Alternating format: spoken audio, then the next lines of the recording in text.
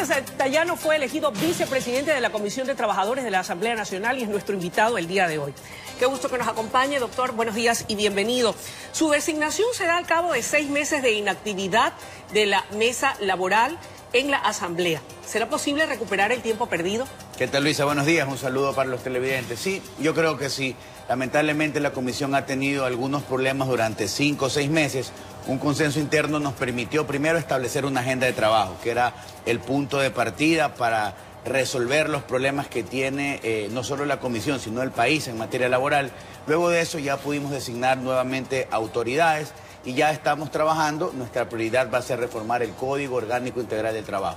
Precisamente, y conocemos, el gobierno nacional estaría remitiendo en breve, en los próximos días, esa propuesta.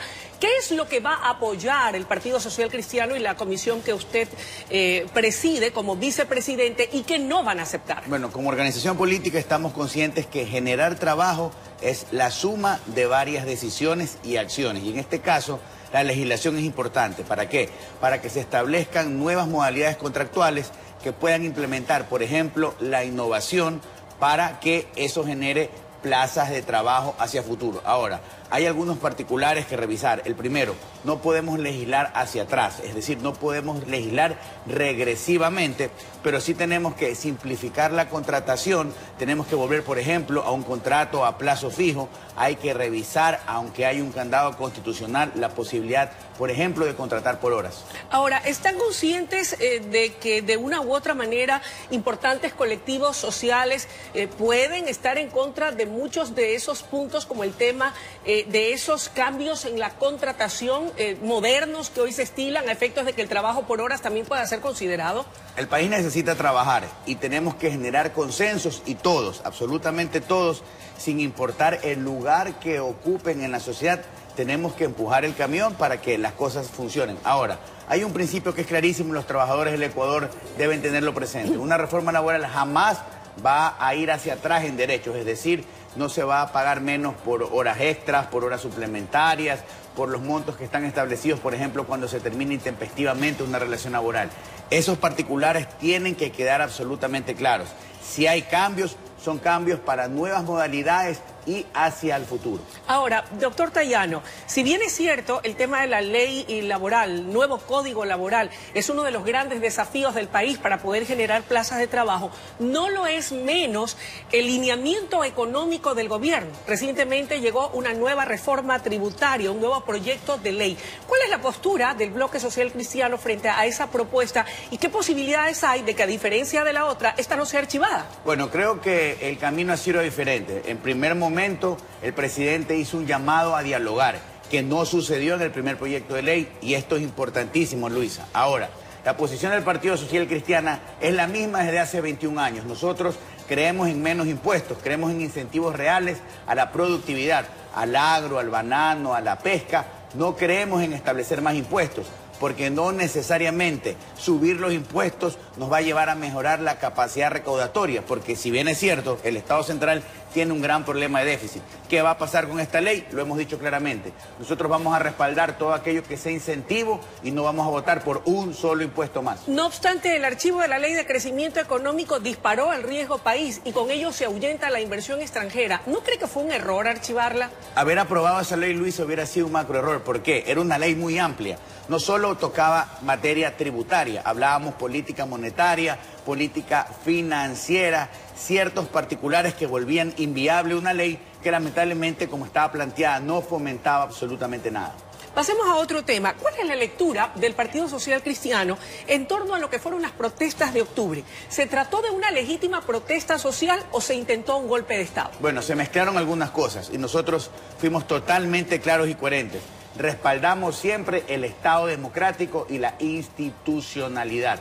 Ahora, creo que los actores están claramente individualizados, inclusive los vándalos, que hoy están siendo procesados por la justicia. Lo importante es que la Fiscalía General del Estado, la Judicatura, establezcan los grados de responsabilidad y las sanciones necesarias para que esto no se vuelva a repetir. En el caso específico de la Asamblea, hay una comisión ocasional que está revisando el tema, analizando esos hechos. ¿Usted cree que podrá esta comisión en la Asamblea establecer responsabilidades políticas, por ejemplo? Bueno, políticamente sí, porque esa es la única competencia que tiene.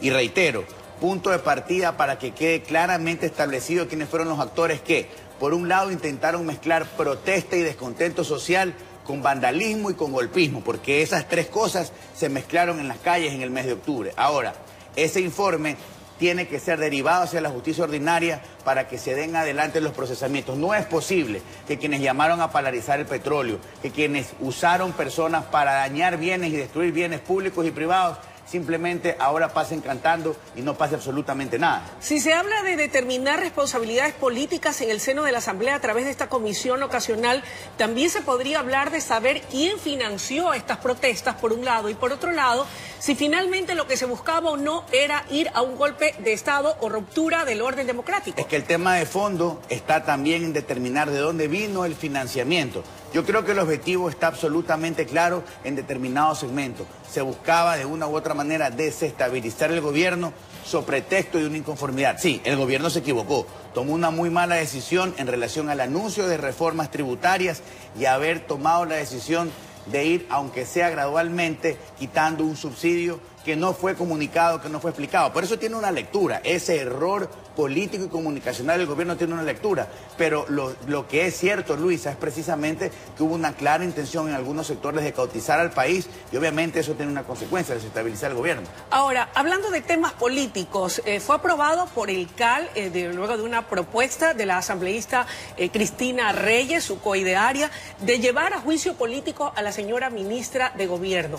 ¿Cree usted que finalmente esa propuesta prospere y se consiga censurar políticamente a la doctora Romo? Bueno, algunos cuestionamientos en relación al actuar y a los resultados que el Ministerio de Gobierno ha tenido durante todo este año. Una grave crisis de inseguridad en la calle, una grave crisis inclusive en los centros penitenciarios, sumados a una serie de factores. Ahora, el CAL lo aprobó. Estamos ya en el decurso de 30 días que más o menos toma la sustanciación al interior de la Comisión de Fiscalización. Luisa, habrá que esperar primero cuál es el contenido del informe, porque primero esa comisión tiene que votar si recomienda una censura o si recomienda un archivo o si no pasa absolutamente nada, como en otros casos. Luego, creo que en el Pleno pues se discutirá ese tema.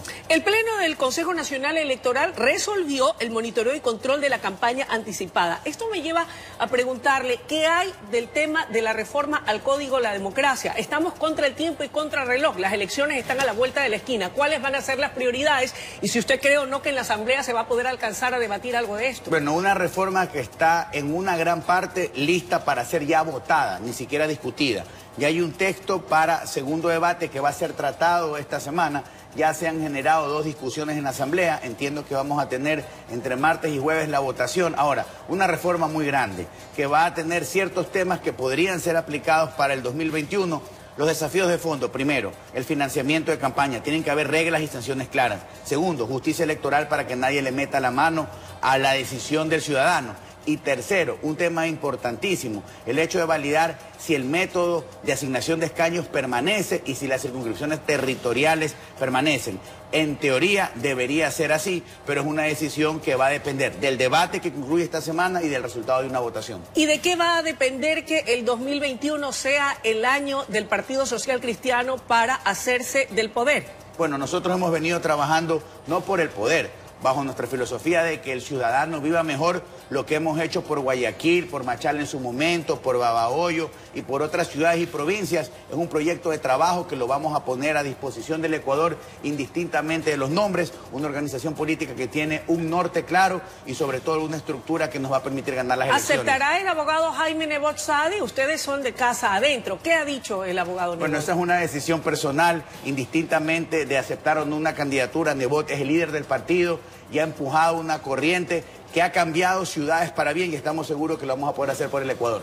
Para finalizar, al término de ya prácticamente un año que está por finalizar, la Asamblea Nacional, de acuerdo a numerosas encuestas hechas en diferentes ciudades del país, la calificación no siempre es la mejor. Haciendo un mea culpa y una revisión, ¿qué calificación le daría usted al trabajo de la Asamblea y específicamente al bloque legislativo al que usted representa? Como bloque político y legislativo hemos cumplido absolutamente todos nuestros compromisos con los trabajadores, dándoles la posibilidad que puedan cobrar utilidades, con los estudiantes de ingresar a la universidad sin tener que dar un examen de ingreso, con la justicia, reformando un código integral penal que permite ahora, por ejemplo, que se pueda visualizar el rostro del delincuente aprendido en delito flagrante. Eso está cumplido. Ahora, somos parte de un todo, una asamblea que ha tenido muchos problemas, mucha inestabilidad, pero que tiene un año y medio para reivindicarse. Por ejemplo, esperamos terminar este año aprobando una nueva propuesta para generar trabajo, que es un código de emprendimiento. Yo creo que en la medida que se cumpla una agenda que priorice